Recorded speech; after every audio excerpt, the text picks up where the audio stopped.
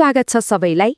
आजको यस एक्सप्लेनरमा हामी नेपाली शेयर बजारमा निकै नै चर्चामा रहेको टक्सार पिगुवा खोला हाइड्रोपावरको भर्खरै सम्पन्न आइपिओ नतिजा र यसका भित्री कुराहरूलाई एकदमै सरल तरिकाले बुझ्ने प्रयास गर्नेछौँ।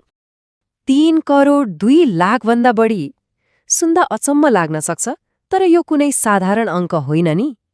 यसले के देखाउँछ भने हाम्रो बजारमा, अझ भनौँ हाइड्रोपावर क्षेत्रमा लगानीकर्ताहरूको कति धेरै आकर्षण छ।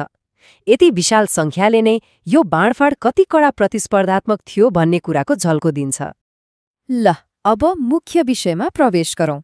धेरैको पर्खाइमा रहेको यो आइपिओ बाँडफाँडको प्रक्रिया आधिकारिक रूपमै पूरा भइसकेको छ है। बिक्री प्रबन्धक प्रभु क्यापिटल लिमिटेडको काठमाडौँमा रहेको कार्यालयमा यो सम्पूर्ण काम भर्खरै मात्र टुङ्गिएको हो।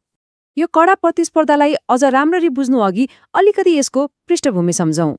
वैशाख 23 गतेदेखि 28 गतेसम्म सर्वसाधारणको लागि भनेर यो निष्कासन खुला गरिएको थियो। यसको व्यवस्थापन प्रभु क्यापिटलले गरेको थियो र अघि भने जस्तै बाँडफाँडको सम्पूर्ण काम अहिले पूर्ण रूपमा सम्पन्न भइसकेको छ। अब अलिकति तथ्याङ्कभित्रै पसेर हेरौँ न। बजारमा जति शेयर उपलब्ध थियो र जति माग आयो त्यो बीचको अन्तर हेर्दा साँच्चै नै अचम्म लाग्दो अवस्था छ। यसले एउटा कुरा एकदमै प्रष्ट पार्छ भने हाम्रो आइपिओ बजार अहिले कति धेरै प्रतिस्पर्धात्मक भइसक्यो। हेर्नुस् त, सर्वसाधारणका लागि जम्मा 25,15,000 को हाराहारीमा शेयर निष्कासन भएको थियो, तर माग भने 3 करोड 2 लाख किताभन्दा बढीको आयो। यो त झण्डै 12 गुणा बढी हो। शेयर एकदमै थोरै, तर चाहनेहरूको भिड चाहिँ अकल्पनीय रूपमा ठूलो। अब आएका सबै आवेदनहरूले मान्यता पाउने कुरा त भएन। प्रक्रियागत त्रुटि वा अरू विभिन्न कारणले गर्दा करिब 43,000 आवेदन त सिधै रद्द हुन पुगे। तर ती रद्द भएकालाई हटाएर हेर्दा पनि नि अझै 27,71,000 भन्दा बढी योग्य आवेदनहरू ती सीमित शेयर पाउनका लागि लाइनमा थिए। यस्तो चर्को माग भएपछि गोला प्रथा अर्थात् लटरी सिस्टमको विकल्प नै रहेन।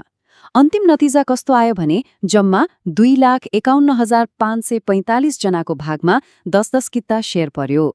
तर यहाँनिर एउटा गजबको कुरा के छ भने 5 जना यस्ता अति भाग्यमानी निस्किए जसले थप 1 कितासहित कुल 11 किता शेयर हात पारे।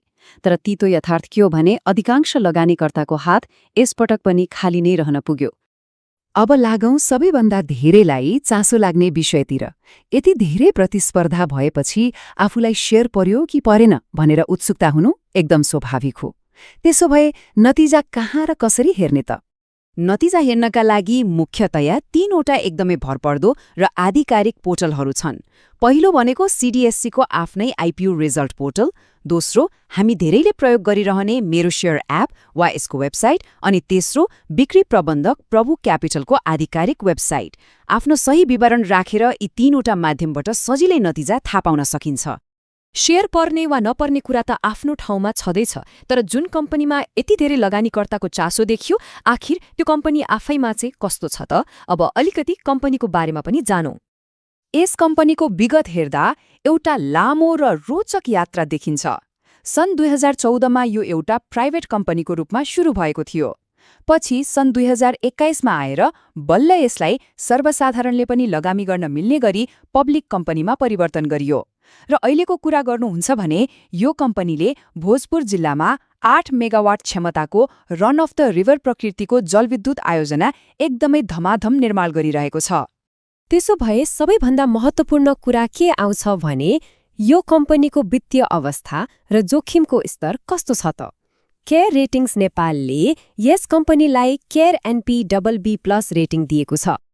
अब यो रेटिङलाई हामीले बुझ्ने भाषामा भन्नुपर्दा यसले कम्पनीमा लगानी गर्दा मध्यम स्तरको जोखिम छ भन्ने देखाउँछ।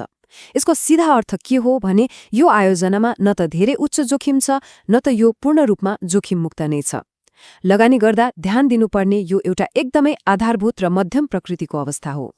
अन्त्यमा यो सम्पूर्ण परिदृश्य हेरिसकेपछि एउटा गम्भीर प्रश्न उब्जिन्छ कि अहिले चलिरहेको यो गोला प्रथा प्रणालीले साँच्चै नै साना लगानीकर्ताहरूलाई फाइदा पुर्याइरहेको छ त? या यसले केवल हाइड्रोपावर क्षेत्रमा सर्वसाधारणको असीमित मोहलाई मात्र छर्लङ्ग पारिरहेको छ? यति धेरै माग र यति थोरै आपूर्ति भएको बजारको यो अवस्थाले पक्कै पनि हामी सबैलाई एकपटक सोच्न बाध्य बनाउँछ। आजको यस प्रस्तुतिबाट म बिदा माग्छु। यस्तै जानकारीमूलक अर्को एक्सप्लेनरमा हाम्रो पक्कै भेट हुनेछ।